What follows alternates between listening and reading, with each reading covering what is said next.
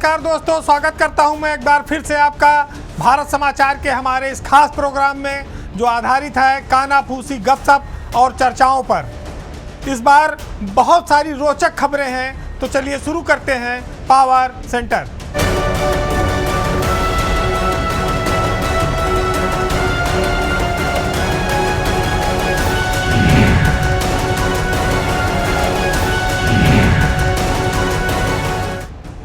हम लोगों ने सुना था बचपन में कि नागिन इंतकाम लेती है, डकैत इंतकाम लेते हैं, लेकिन आज हम आपको एक ऐसे आईएएस अफसर के बारे में बताएंगे जिसका इंतकाम सारी दुनिया से अलग है। आईएएस अफसर का इंतकाम भ्रष्टाचार के खिलाफ है और 7 गोली लगने के बाद भी उसकी ये जंग खत्म नहीं हुई, वो जंग आज भी जारी है। आज हम बात करेंगे उत्तर प्रदेश कैडर में आईएएस अफसर बने रिंकू सिंह राही की। वो कान पकड़कर उठक बैठक अभी किए थे तहसील में, उसको लेकर वो चर्चा में आ गए कि एक आईएएस अफसर ने तहसील में कान पकड़कर उठक बैठक कर दी, जिसके बाद ये पूरे देश में ये वीडियो चल गया, हंगामा मच गया, कैसा क्या हो गया, और सरकार ने नाराजगी में उनको उठा के वहां से संट कर दिया, राजस्व परिषद में संबद्ध कर दिया। लेकिन रिंकू सिंह राही ने ये उठक बैठक क्यों की, वो किस तरह के आदमी हैं और आईएएस में वो कैसे आए, ये सब बड़ी इसके पीछे एक लंबी कहानी है। रिंकू सिंह राही 2023 में आईएएस में सेलेक्ट होने से पहले उत्तर प्रदेश में समाज कल्याण अधिकारी थे। समाज कल्याण विभाग में मुजफ्फरनगर में वहाँ पर वो तैनात हुए।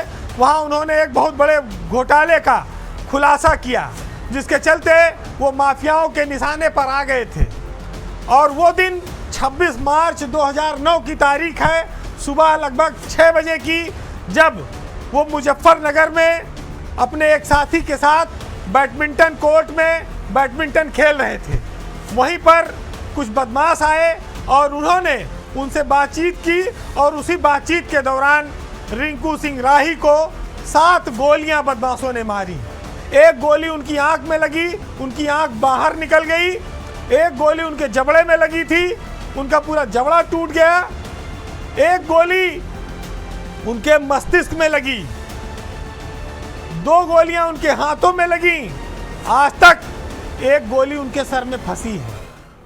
लंबे इलाज के बाद वो जिंदा बच गए, लेकिन वो विकलांगता का शिकार हो गए।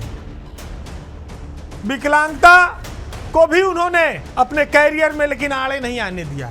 या ये कह सकते हैं कि भ्रष्टाचार के खिलाफ जो उनके इंतकाम का संकल्प था, उसमें उन्होंने इस विकलांगता को पीछे कर दिया। और जब वो ठीक होकर आए इलाज के बाद, तो इसी लखनऊ में उन्होंने मायावती सरकार के खिलाफ भूख हड़ताल की थी। और उस समय उन्हें पुलिस प्रशासन ने पकड़कर मनोरोग वार्ड में भर्ती करा दिया था कि ये मानसिक रोगी है। तो कैसे नौकरी से बर्खास्त हो गए, गोली मार दी गई, सरकार खिलाफ हो गई, उसके बावजूद एक नया जीवन शुरू किया और आईएएस में सेलेक्ट हो गए। हालांकि हम आप भारतीय पिक्चरों में देखते हैं, फिल्मों में, कि इश्क में जो आशिक पड़ा रहता है, बहुत बड़े घर की लड़की से प्रेम कर लेता है, बाद में उससे उसकी शादी नहीं हो पाती और वो टूट जाता है, फिर वो मेहनत करने लगता है और सेलेक्ट होकर आईएएस अफसर बन जाता है। और फिर वो दुनिया को दिखाता है कि तुमने मुझे छोड़ दिया था, लेकिन आज मैं तुमसे ऊंचे मुकाम पर हूँ। ये सब कहानियाँ पिक्चरों में हमने देखी हैं, लेकिन रिंकू सिंह राही किसी प्रेम मोहब्बत के बजाय भ्रष्टाचार के खिलाफ जंग में उभर कर सामने आए हैं। लेकिन एक आईएएस अफसर के व्यवहार में इतना परिवर्तन, इतना अनप्रेडिक्टेबल हो जाएगी चीज़ें, ये सरकारें इस तरह का उम्मीद नहीं करती हैं। तो रिंकू सिंह सफाई पसंद हो सकते हैं, उनका अपना एक समाज के प्रति दृष्टिकोण है, लोगों को, गरीबों को, साफ सुथरे वातावरण को बनाए रखने का, लेकिन उनके तरीके पर लोग नाराज होते हैं। कि सरकारी तंत्र में ध्यान रखने वाली बात है कि हमें जन भावनाओं के अनुरूप काम करना पड़ता है, अपनी भावनाओं को पीछे रखना पड़ता है। कुछ ऐसे मानक होते हैं जीवन के, जो सिद्धांत होते हैं, सार्वजनिक जीवन में आने के बाद वहाँ भी उनको तिलांजलि देनी पड़ती है। ऐसे में जब वो इस तरह के काम करते हैं तो कोई उनको सनकी कह रहा है, कोई उनको सरफिरा कह रहा है, कोई उनको मनमाना अफसर कह रहा है।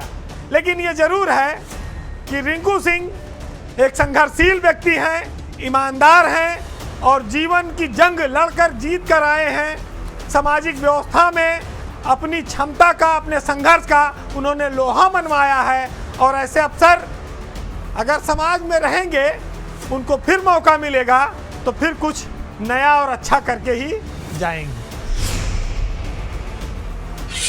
अब बात उत्तर प्रदेश में ब्यूरोक्रेसी की और नए नए बने मुख्य सचिव एसपी गोयल की। एसपी गोयल इस समय यूपी की ब्यूरोक्रेसी के सबसे वरिष्ठ अफसर हैं और उत्तर प्रदेश के मुख्य सचिव बना दिए गए हैं। वो पिछले 8 सालों से मुख्यमंत्री के कार्यालय में तैनात रहे हैं और उनका एक बहुत लंबा प्रशासनिक अनुभव है। प्रदेश में हर अफसर के बारे में उनको अच्छी जानकारी है, क्योंकि वो मुख्यमंत्री कार्यालय में रहे हैं और इससे वो प्रशासनिक मशीनरी को बेहतर ढंग से चला पाएंगे और किस अफसर को कहाँ फिट करना है, इसमें भी वो कामयाब होंगे।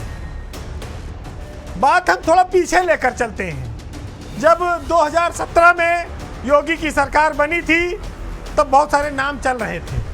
उस समय एसपी गोयल केंद्र में थे। वो भारत सरकार से यूपी आए और उनको उत्तर प्रदेश के मुख्यमंत्री का प्रमुख सचिव बनाया गया और उसके बाद से वो सीएम कार्यालय में रहकर चुपचाप काम करते रहे।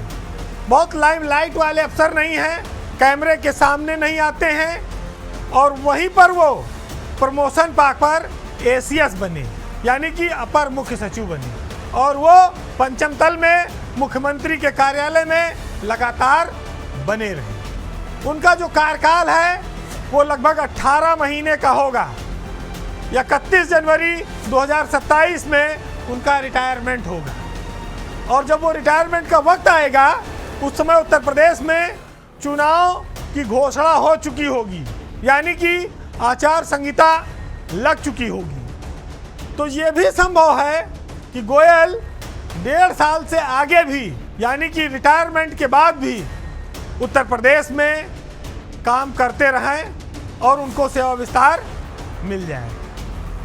एसपी गोयल सरल स्वभाव के अफसर रहे हैं, लोगों से मिलने जुलने में भी, काम करने में भी, और उनकी लोकप्रियता इस मामले से समझी जा सकती है कि वो प्रदेश में देवरिया, मथुरा, इटावा, प्रयागराज और अलीगढ़ में लंबे समय तक डीएम रहे हैं।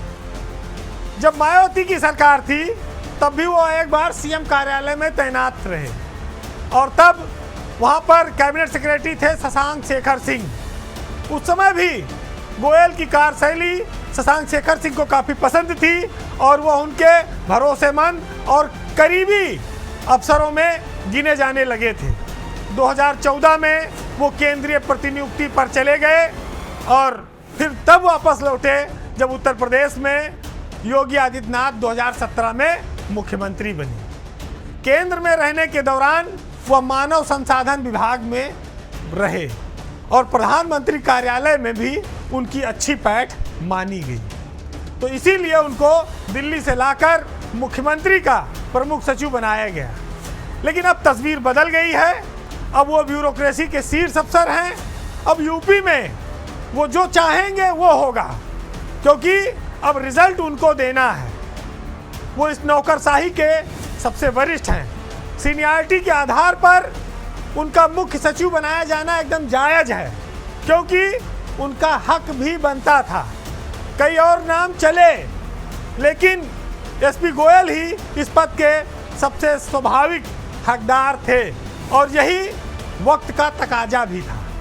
सीएम कार्यालय ने ये निर्णय करके अफसरों को एक मैसेज भी दिया कि सीनियरिटी और आदमी की वरिष्ठता, विश्वसनीयता का सबका सम्मान होता रहेगा। योगी सरकार ने उनको मुख्य सचिव बनाने के साथ साथ औद्योगिक विकास विभाग का आयुक्त भी बनाया है, IIDC। और उत्तर प्रदेश में जो एक्सप्रेसवे बन रहे हैं यूपीडा, उसके भी CEO का भी चार्ज उनको दिया है। यानी कि बहुत साफ है कि SP गोयल मनोज सिंह की ही तरह पूरी तरह अधिकार संपन्न हैं, ताकतवर हैं और उत्तर प्रदेश में उनको काम करने की, यूपी स्टेट के विकास की गाड़ी को दौड़ाने की पूरी छूट और आज़ादी मुख्यमंत्री योगी आदित्यनाथ ने दी है।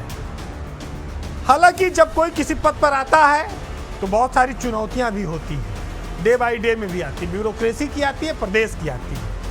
उस पर उनको निर्णय भी त्वरित लेना होगा। उनके पहले का अफसर एक ऐसी छाप छोड़ कर गया है जो चीज़ों को तेजी से निपटाते थे। अब उसी स्पीड से SP गोयल की भी तुलना होगी। तो चेन ऑफ कमांड बदल गई है, चेहरा बदल गया है और उस चेहरे में क्षमताएं बहुत हैं।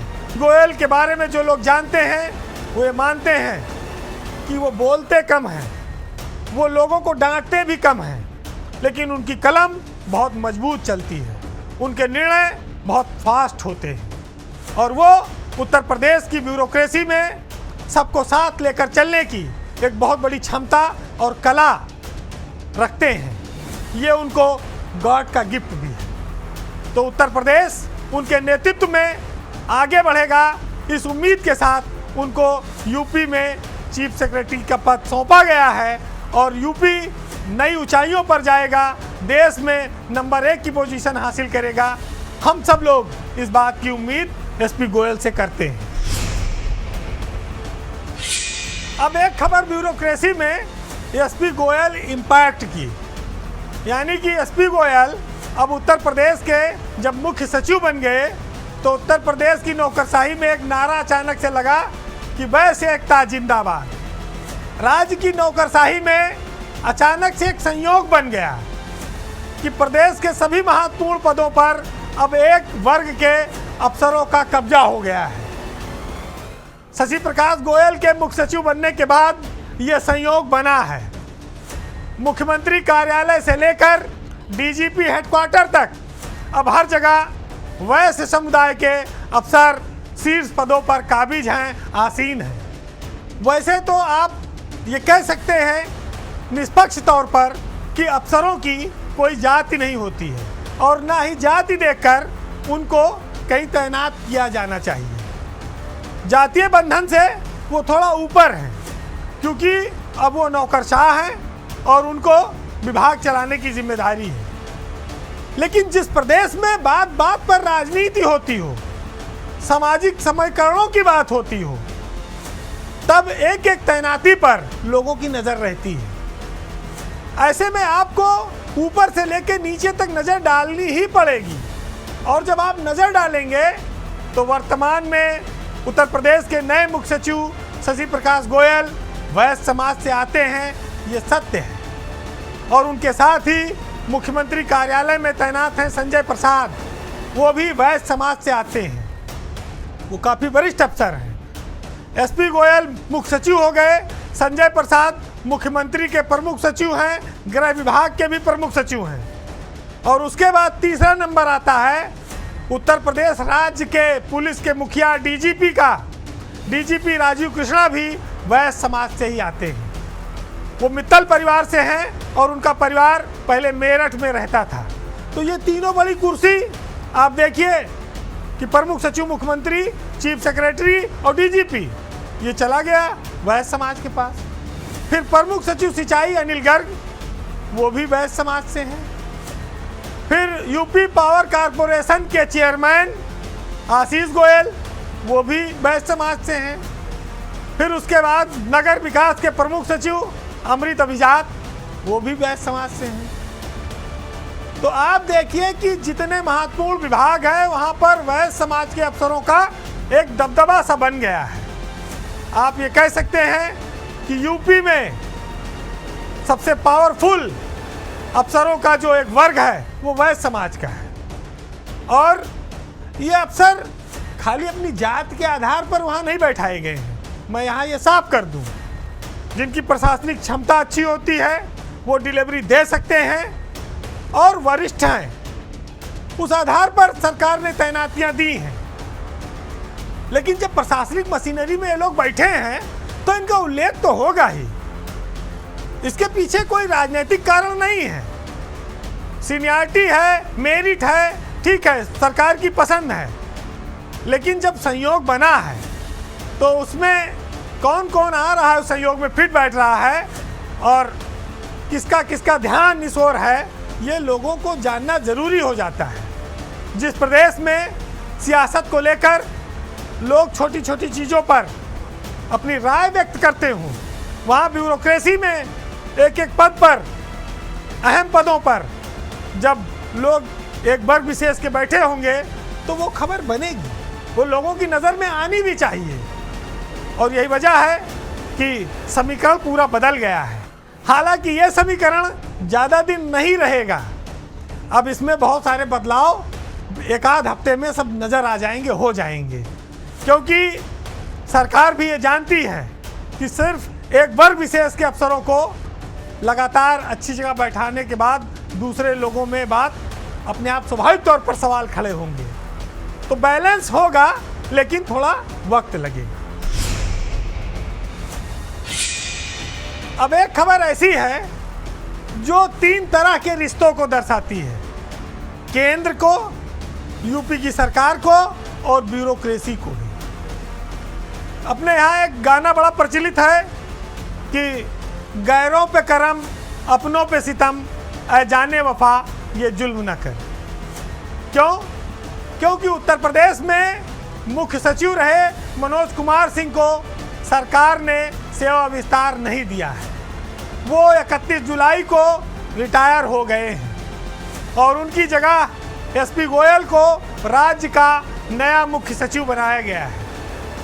ये एक सामान्य सी खबर है, लेकिन जानकार लोग इस बात को लेकर हैरत में हैं कि आखिरकार मनोज कुमार सिंह को सेवा विस्तार क्यों नहीं मिला, जबकि उनके रिटायरमेंट के पहले योगी सरकार द्वारा कार्यकाल बढ़ाने के लिए केंद्र सरकार को बाकायदा अनुरोध पत्र लिखा गया था और ये बताया गया था कि राज्य के हित में मनोज कुमार सिंह का सेवा विस्तार आवश्यक है, 1 साल के लिए उनको सेवा विस्तार दिया जाए।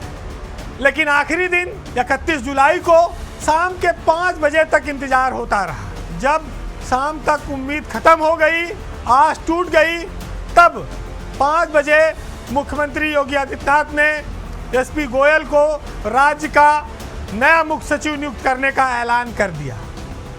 इस घटनाक्रम ने राज्य की जो डबल इंजन सरकार है उसको लेकर कई सारे रोचक सवाल पैदा कर दिए हैं, जिसमें लोग तरह तरह की समीक्षा कर रहे हैं। चर्चा इस बात को लेकर ज़्यादा है कि जब बंगाल के मुख्य सचिव को सेवा विस्तार मिल सकता है, हरियाणा के मुख्य सचिव को सेवा विस्तार मिल सकता है, तो भैया यूपी के मुख्य सचिव को सेवा विस्तार क्यों नहीं मिला?